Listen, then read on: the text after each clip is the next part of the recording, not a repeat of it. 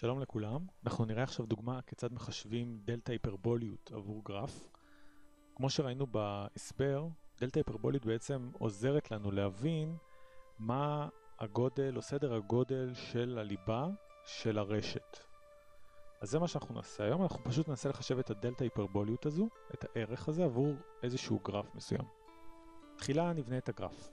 הגרף שאנחנו הולכים להציג ולעבוד עליו הוא גרף נגזר מתוך הגרפים שעבדנו עליהם במהלך הסמסטר במטלת הפייסבוק.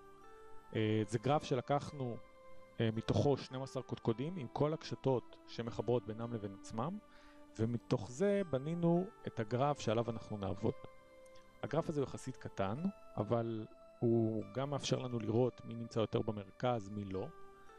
והוא גם מאפשר לנו לעשות את ההדגמה הזאת בלייב כדי בעצם לראות את החישובים ואת משך הזמן שלוקח לעשות אותם.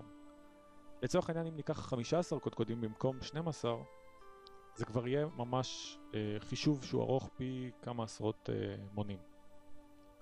אז אנחנו נתחיל בעצם בלהסתכל על הגרף. אנחנו נראה כאן בעצם את רשימת הקודקודים והקשתות. הקודקודים הם בעצם, השמות שלהם זה בעצם ה-IDs של משתמשים בפייסבוק. והקשתות כמובן שזה חברויות. אנחנו יכולים לראות שבעצם על ידי הקודקודים והקשתות הללו קיבלנו את הגרף שאנחנו יכולים לראות כרגע בתמונה. ועכשיו אנחנו נגיע לשלב חישוב הדלתא היפרבוליות. את הדלתא היפרבוליות מחשבים על ידי כך שניקח את כל תתי הקבוצות בגודל 4 מבין קבוצת הקודקודים בגרף. אנחנו יכולים לראות כאן שעשינו את זה על ידי פונקציית permutations,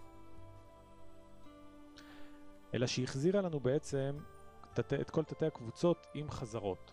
ולכן מה שעשינו זה בעצם תנאי שמוחק את כל תתי הקבוצות שמכילות את אותם האיברים.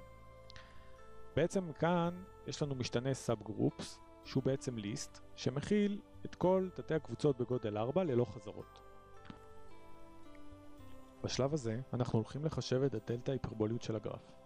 ניקח כל אחת מתתי הקבוצות בגודל 4 קודקודים, נחלק את כל הצירופים האפשריים עבור חלוקה של 2 קודקודים ו2 קודקודים, ונבדוק את ההפרש בין ה-shortest path הארוך ביותר לבין זה השני אחריו.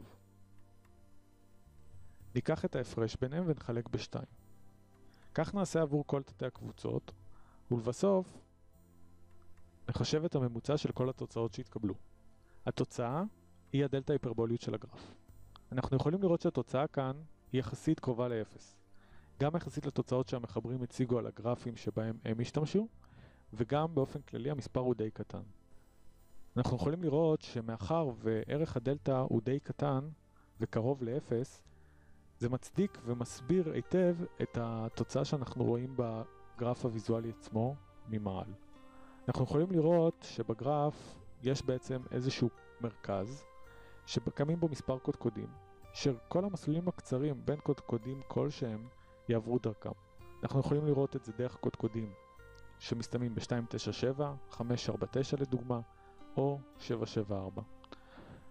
זה בעצם נותן לנו את האינדיקציה לכך שכאן ברשת הספציפית הזו שאנחנו מראים בדוגמה, הליבה היא יחסית קטנה. כמובן שאם נבחר דוגמה אחרת של גרף אחר עם דלתא גבוהה יותר, אנחנו נסיק מכך שהליבה שם היא גדולה יותר ומכילה יותר קודקודים, ולכן הסיכוי שנצליח לבחור מתוך הקבוצה הזו של הליבה את הקודקוד בעל המרכזיות הגבוהה ביותר תרד. את הקובץ הזה עם החישובים והדוגמה הזו תוכלו למצוא בקבוצה בפייסבוק ולעזר בו בהמשך במידה ותרצו לחשב גם כן באמצעות הכלים שהראינו היום. תודה רבה.